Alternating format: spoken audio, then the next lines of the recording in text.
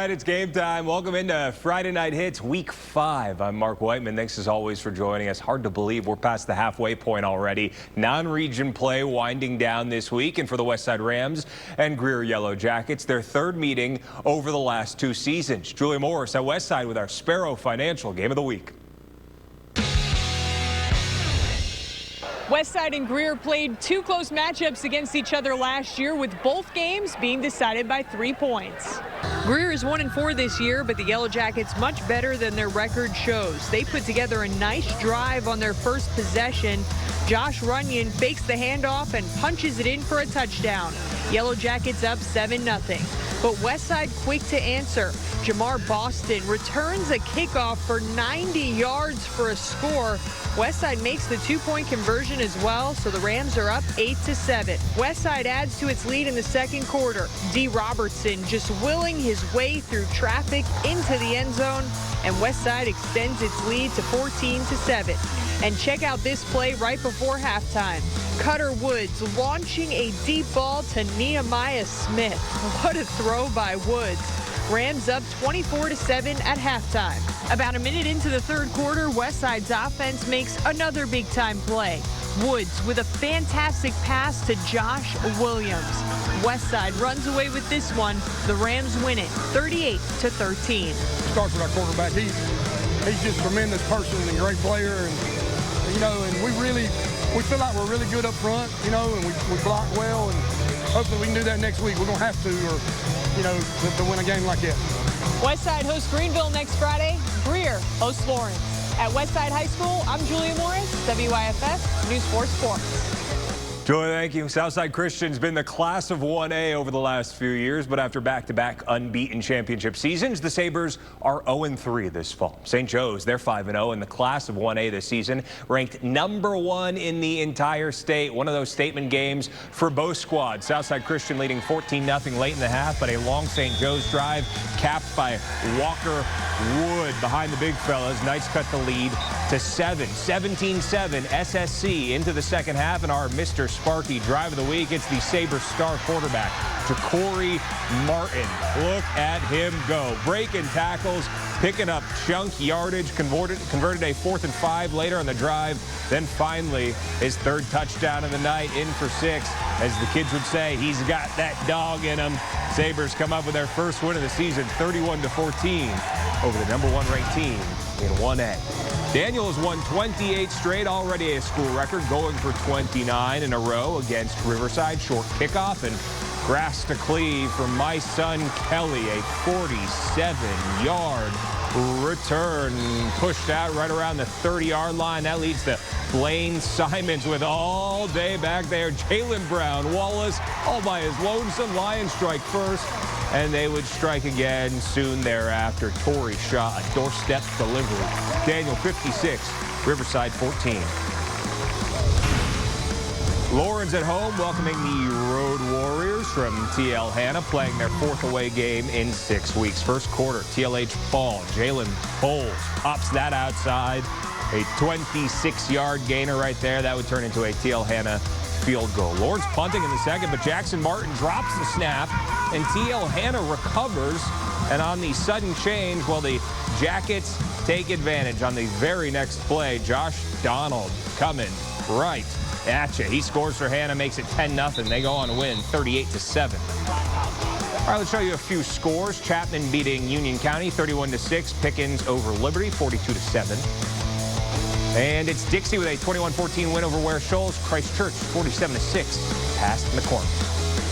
Gaffney knew there would be growing pains this year. The reigning 5A champs are 2-2, but coming off a signature win last week against Northwestern, holding the highest scoring team in the state to just 7 points. And what a game this was. Another powerhouse program on tap tonight. Fort Dorchester from the Low Country. Fourth quarter, Fort D's up 31-21, but that's Grayson Loftus in for the Gaffney touchdown. It's a 3-point game, under 10 minutes to go. Later on, Loftus going deep for Drew Medley, the 33-yard touchdown. Gaffney on top 35-31, a little under 7 minutes to go. Patriots trying to answer back. It is our USC Upstate Player of the Week. Gaffney's Clay Cook comes up with the interception, and Gaffney hangs on. They defeat Fort Dorchester 35-31, and the Indians got things rolling right about now. How about Hillcrest? The Rams are 5-0, hosting Wren. Ran out through a smoke grenade. That cloud hung out for a while, but the haze, no thing to Hillcrest. It smelled like a 4th of July block party. Logan Coldren hauling that score in from Bennett Judy 70 seconds into the game, and on their very next possession, well, the Rams go right down the field again. Judy to Coldren, same duo, twice as nice. All Hillcrest, 49-0. Berea and Travelers Rest have been playing a long time. The 63rd meeting tonight. We said Sky 4. Devil Dogs doing their thing. Up 22-0 in the first. Carter Buchanan waltzing in. 29-0 TR points.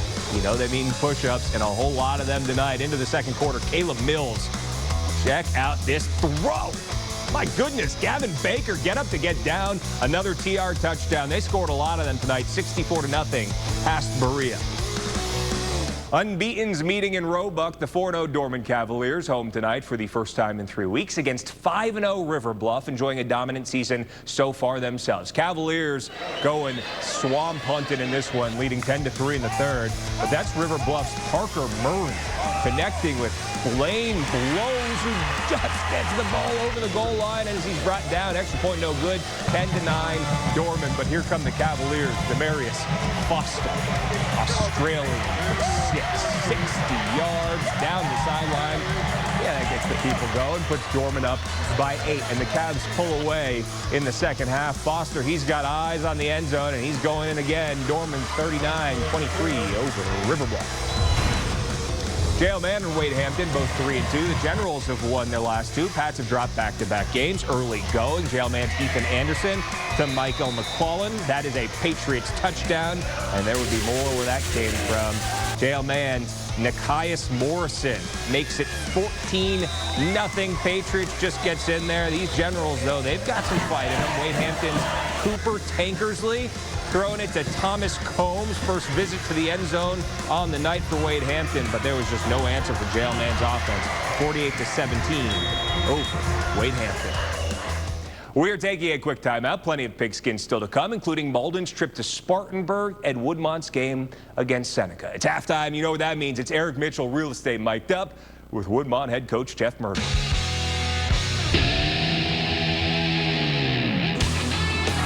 Hey, let's go, let's go, let's go. Manage your clock. Now, let's go. Manage your clock. Get off the ball. Get off the ball. Get off the ball. Good job. Good job. Protect the rock. Gotta protect the football. I got you. I got you. Gotta protect it. Look at both sides. It's because of the pant. It's 40. So the clock's not running. The clock is running. Okay. Yeah. Good eye discipline now. Jeez.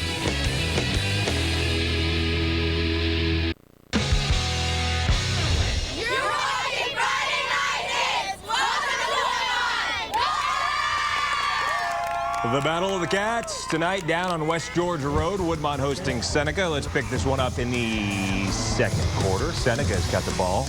It's Jackson Burnett on the screen pass to Matthew Crane. It's a big gain right here. 27 yards. That sets Seneca up on 1st and goal. And on the very next play, Burnett, he's faking it. And he's into the end zone. Seneca goes up 7-0. Woodmont would respond. Zeke Belcher takes the handoff. He's going up the gut, 22 yards into the end zone. The 2-point conversion would be missed, makes it 7-6, and it's Seneca going on to get the 34-26 win here.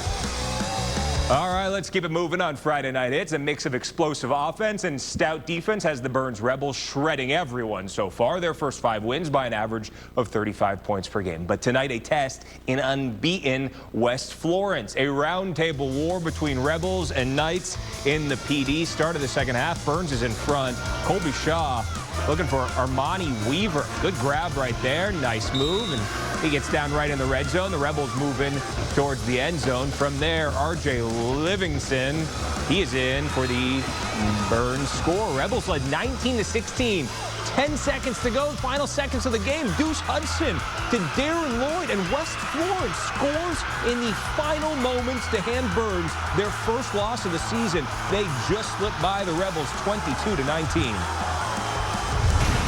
Bears and Hogs in Honey Path. Walhalla's streaking 3 in a row. BHP seeking their first 5-0 start since 2013. Scoreless game early. Scoreless no longer. AJ Pendleton to Eli Strickland on the way to the corner store. You need anything? BHP's got a touchdown on the board.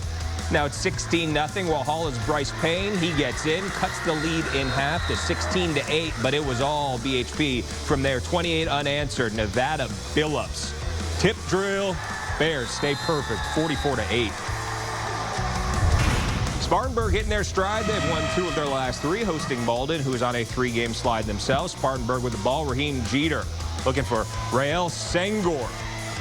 Yes, sir. That is a Spartanburg touchdown. The first points of the game for the Vikings. They get the ball back, and they were just cruising in this one. Rakeith Kelly slipping by the defense out of the chaos, and he is on his way for a Spartanburg touchdown. 35-3, the Vikings over Malden. Palmetto at Pendleton. Fans wearing purple in honor of Kiara Johnson, the Palmetto student who passed away earlier this week. Purple is her favorite color. That was a class gesture from the Pendleton crowd. Well, what a run here by Abijah Webb. Pendleton scores for the first time. Palmetto, however, still leads 14-6. Then Pendleton's Jaquan Dawson into the end zone from 5 yards out. That cuts the Palmetto lead to just 1. This was an exceptional game. Palmetto would score again, but it is the Bulldogs who rally for the 27-21 win in overtime. Clinton's high-octane offense has powered the Red Devils to their second straight 5-0 start, averaging more than 48 points per game as South Aiken comes to town. Clinton looking unstoppable again in this one. It is 48-21 to start the second half. South Aiken trying to slice into that deficit. Javon Edwards, huge return, and we're going to speed this one on up all the way to the 3-yard line for the Thoroughbreds. But check out the Red Devils defense. 4th down and 4. Terrence Smith turned away, preserves the 27-point lead. Clinton has a big win, 54-28. Eyes in the sky, they tell no lies. Chopper over Blue Ridge, where the Tigers are taking on Landrum. Blue Ridge ball, 0-0. Bryson Wyatt's got blockers, and he has got a Blue Ridge touchdown. 7-0 Tigers, and they are winning comfortably here, 53-21 over Landrum. Easily at Southside, the first meeting between schools since 1973. Second quarter, 21-0 Easley. Caleb Sutton throws it to Will Patton. That is a touchdown, and the green wave all over Southside in this one. 42-0, the final. Big win for the green wave. All right, our last game of the night, the 96 Wildcats on the prowl. Pelion, 96 grooving early, the first drive of the game. It's going to be Braden Mitchell carrying it through the middle of the Panthers defense for the game's first score, and 96 goes on to get the win, 36-7 over Pelion. That's it. That's all. We'll see you next week. Same time, same place. Have a great weekend.